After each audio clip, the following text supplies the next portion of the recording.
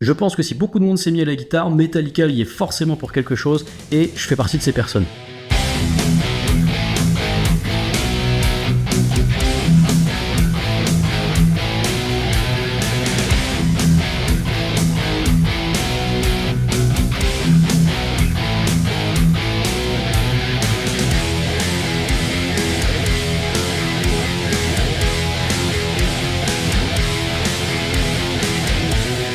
Lorsque j'ai commencé la guitare il y a une dizaine d'années, j'étais vraiment passionné par Metallica. Je regardais beaucoup de leurs concerts, j'avais même acheté à l'époque leur DVD français pour une nuit. Lorsque je les ai vus sur scène pour la première fois, même en vidéo, je suis tombé sur une guitare qui m'a tout de suite séduit, et il s'agit de la Les Paul Custom de Kirk Hammett. À l'époque, je m'étais vraiment mis en tête d'avoir cette guitare, sauf que malheureusement, je savais pas combien coûtait une Les Paul Custom. Et lorsque j'ai vu le prix pour la première fois, j'ai vite déchanté et ça m'a vite refroidi. De l'eau a coulé sous les ponts depuis, j'ai grandi, et aujourd'hui, là que j'ai de la thune, malheureusement, j'ai pu entre guillemets m'en procurer une, et mon objectif était entre guillemets d'en avoir une au moindre coût, et pouvoir reproduire la nouvelle Gibson Custom que Murphy Lab avait faite pour Kirk Hammett.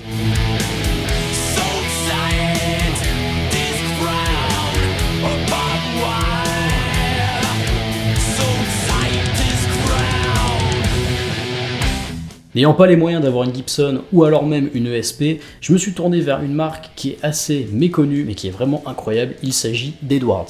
Pour ceux qui connaissent pas Edwards, il s'agit en fait d'une marque appartenant à ESP qui fabriquait, on va dire, au milieu des années 70, lorsque ESP n'était pas encore très connu, en fait des répliques de Gibson comme des Les Paul, des Flying V, etc. Suite au procès qu'a pu faire Gibson justement contre toutes ces marques qui fabriquaient des entre guillemets pâles copies de Gibson, malheureusement, ces guitares sont devenues de plus en plus compliquées à avoir en Europe ou même aux États-Unis. Il y a quand même certains fournisseurs qui permettent d'en avoir des neuves, et même des fois, il y en a de temps en temps qui passent de seconde main. Je me suis alors dirigé vers une seconde main pour pouvoir faire mon projet, et voici sur quoi je suis arrivé.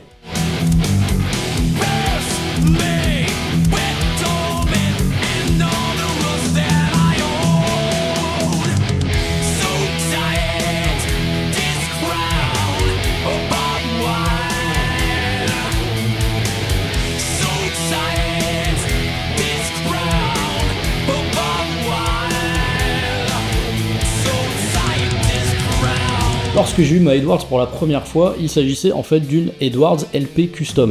Elle est à peu près, je crois, de 1994 et du coup de seconde main. Elle avait quelques pocs à quelques endroits, mais pour moi c'était pas très important étant donné le projet que je voulais faire.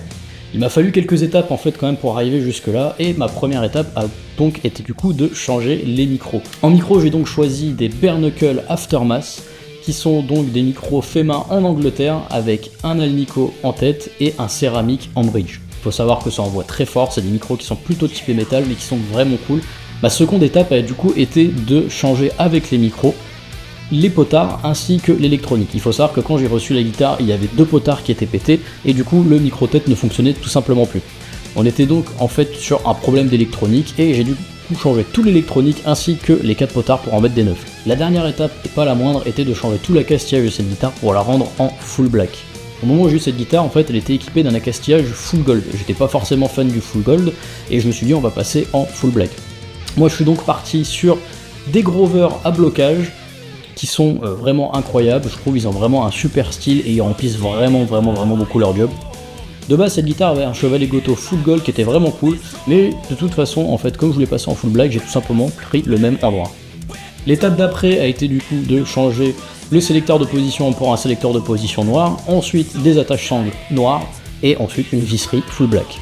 Pour rester sur les spécificités de cette guitare de base, il faut savoir que du coup on est sur une table en érable avec un corps en acajou, ce qui ressemble beaucoup, on va dire, à ce que peuvent avoir les Gibson Custom, avec un manche collé en acajou et une touche en ébène. Concernant la guitare en elle-même, il faut savoir qu'elle est vraiment de très bonne facture, elle est très jolie.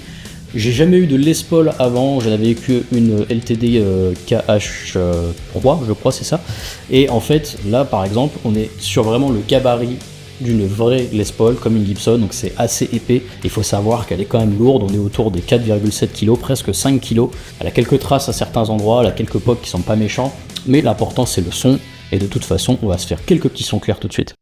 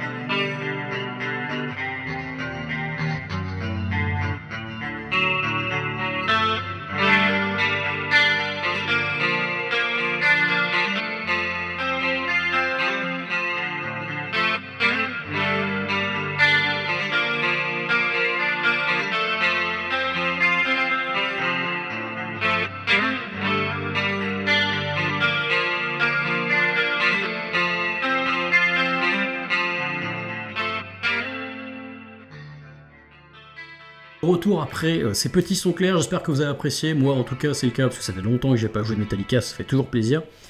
Donc avec cette petite Edwards qui est vraiment magnifique je trouve, avec sa petite tête open book, etc.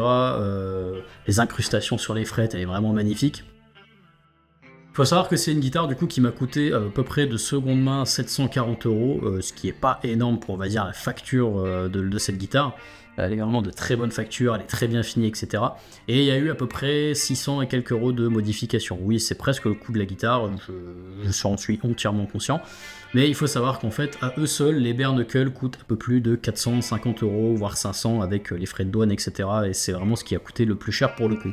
Déjà, oui, je suis en Ré. Je joue toujours en Ré, donc voilà, donc c'est très bien pour des sons comme...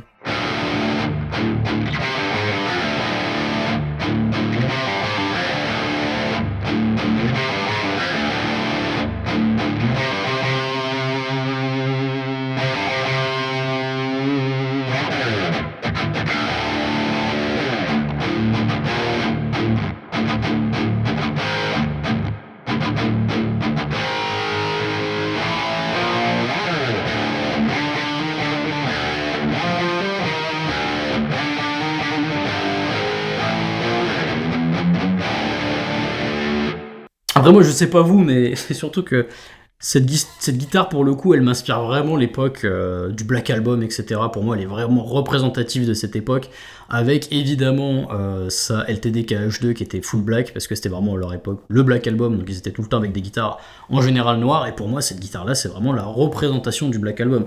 Évidemment il y a quelques solos assez iconiques qui ont été créés dessus, parce qu'il l'a eu dans les années 80 je crois, à l'époque de l'écriture d'Injustice for All. Il y a quand même eu évidemment le solo de Fade to Black qui est iconique et qui a été fait avec cette guitare, pas avec celle-ci en particulier, mais avec du coup sa Gibson Les Paul Custom. Mais après tout ça, qui serait bien évidemment Monsieur Kirkhamed sans...